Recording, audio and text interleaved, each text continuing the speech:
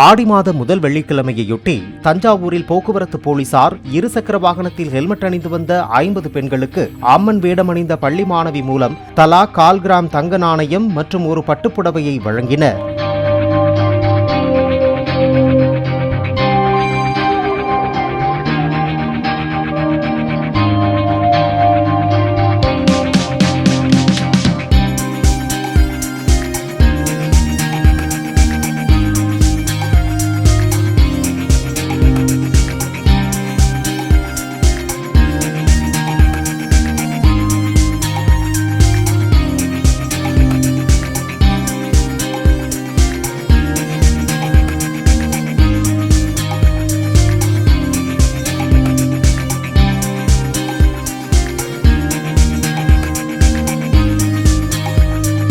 Play store மற்றும் app ஸ்டோரில் இருந்து பாலிமர் செயலியை QR கோடு மூலம் பதிவிறக்கம் செய்யுங்கள்.